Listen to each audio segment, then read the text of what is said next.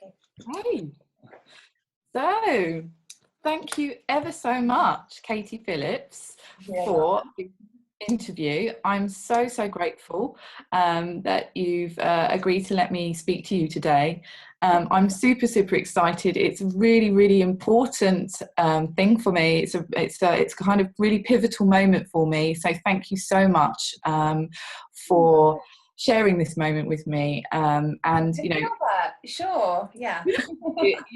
you were responsible for changing the whole game for me. So that's why I'm really grateful to be here with you now. So what we're going to do is we're going to really kind of explore your journey of transformation and how that's also inspired my journey of transformation as well. And I do have some questions from other people. And if you're watching the recording of this, you can post any questions afterwards to answer as well. But I just want to kind of give you a little bit of an intro. Katie is a self-love mentor, speaker, author, and transformational coach. She enables women to develop a healthy, loving, conscious relationship with themselves, which also develops a sense of self-worth, self-love, and is fundamental to living a daring and mighty life. And this is all achieved through self-study programs, one-to-one coaching, group coaching, retreats, workshops, speaking events, all wonderful things, and an amazing book, which is The Self-Love Affair, which I've read many times now and is a brilliant read. So you have to get this book. It's fantastic.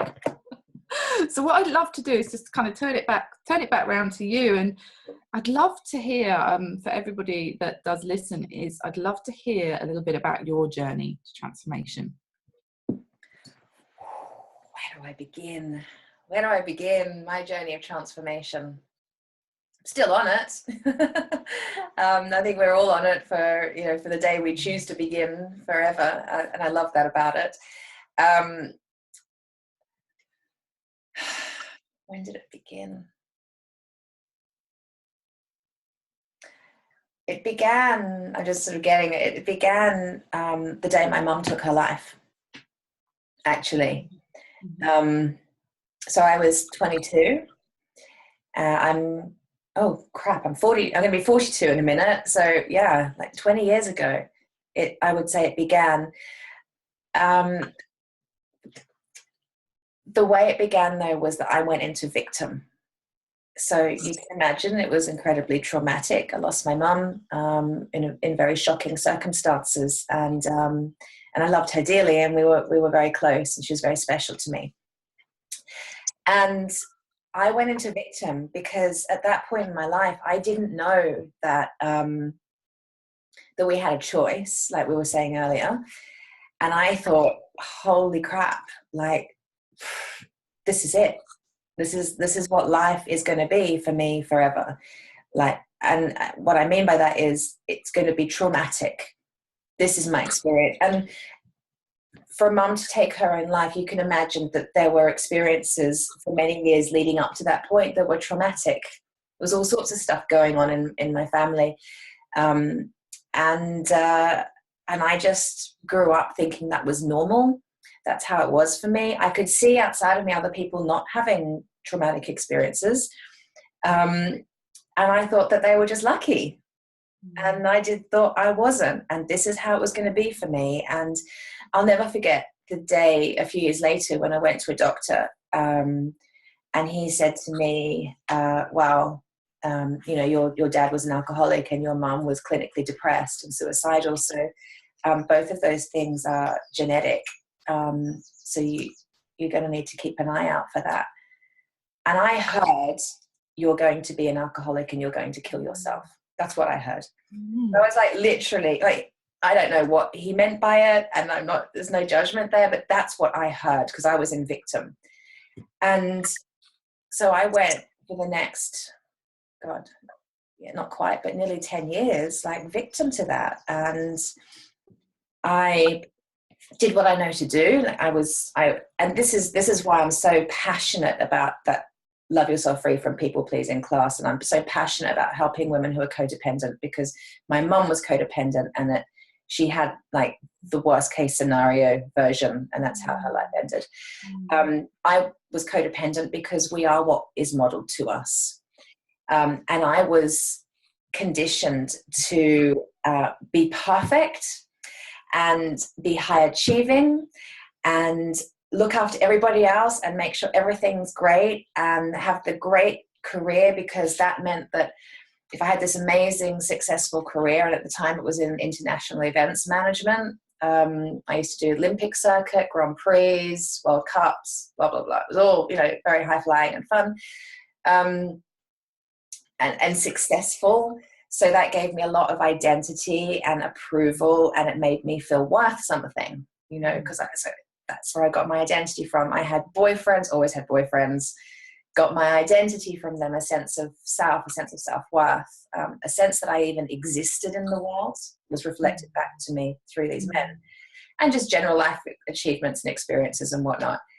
And so I did that a lot to give myself and I went really hard at that so that I didn't end up like my mum, or I didn't end up the alcoholic, as I was all about achievement, until it was like, I was so full of anxiety, so stressed, had absolutely no sense of self, because if I wasn't getting the approval outside of myself, it didn't exist. And that's hard. That's exhausting to keep getting approval outside of yourself, right?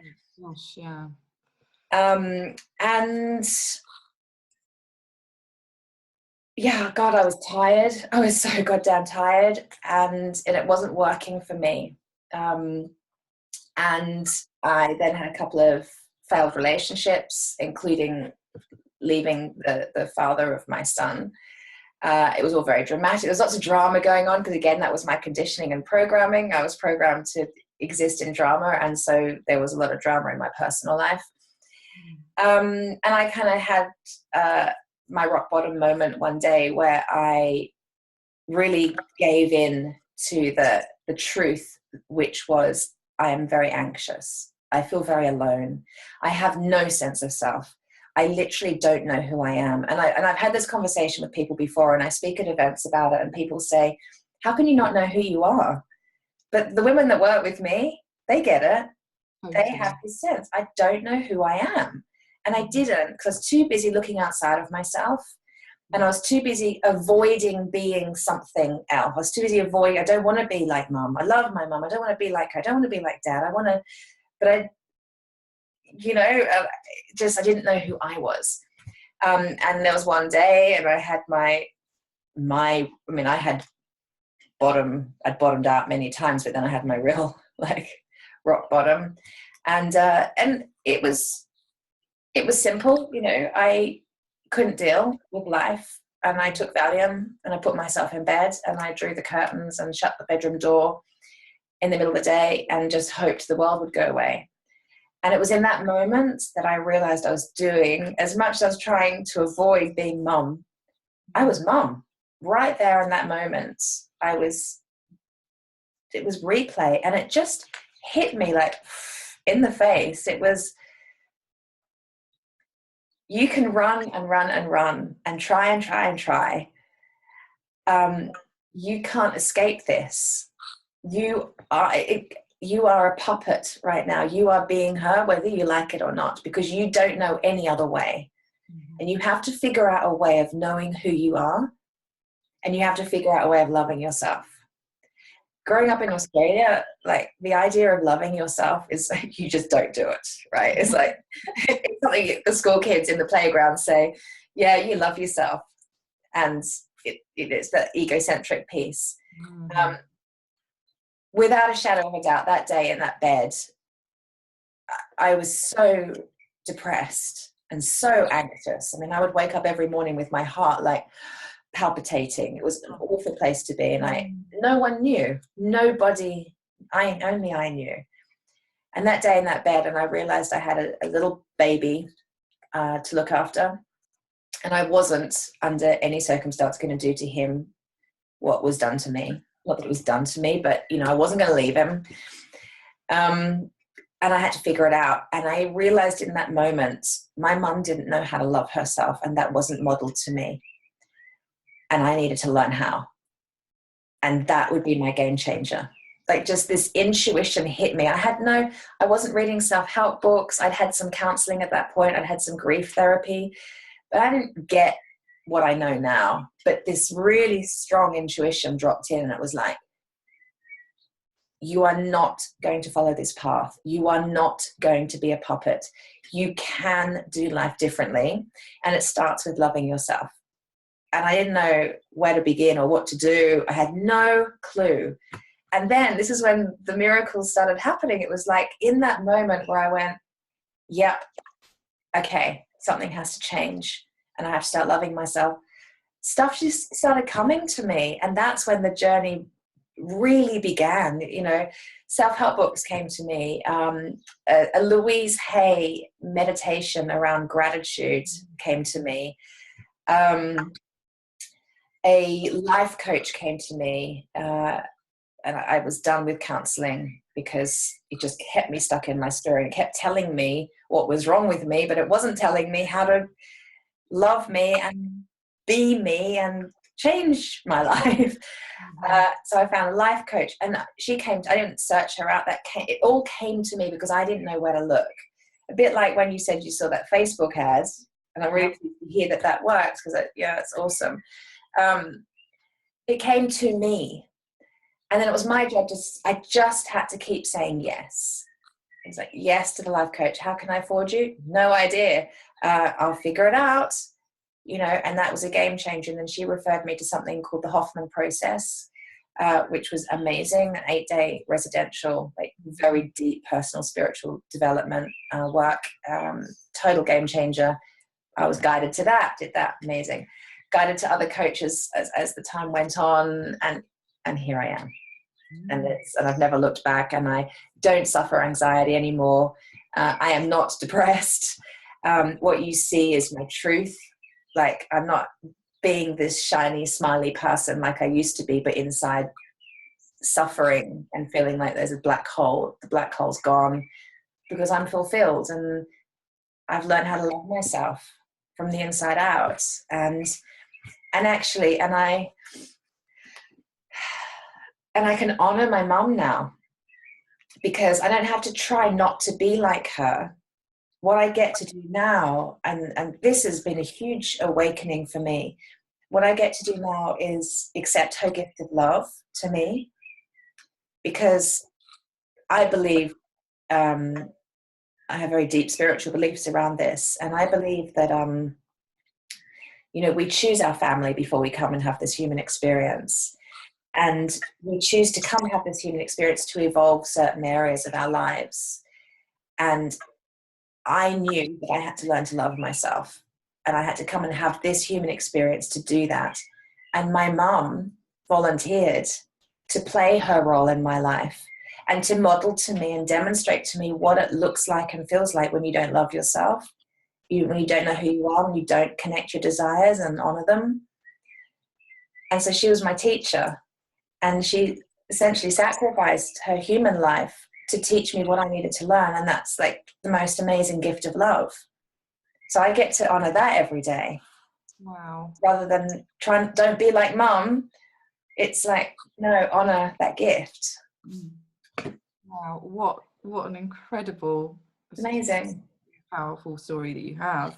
And I haven't heard you say that before about honoring your mum. And that I don't think I ever have, Helen, actually. Yeah.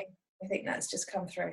Yeah. And that I can really feel that, that she was your teacher. That's, it makes the whole thing feel, there's just so much love and compassion and gratitude there, which is so much. I'm welling up at so much. It's beautiful. That is transformation. Just, that's it. It's done. It's transformed, going from victim and anger. Oh my God, I was so angry. You can imagine. I was a very, very angry woman. and the anxiety and all of that stuff, that is just, it has transformed through love. The highest vibe. So powerful and so possible, so possible. Oh, thank you so much for sharing that. And I can really see the sort of significant points along your journey that you mentioned there, and also how spirituality has really kind of played a part in this.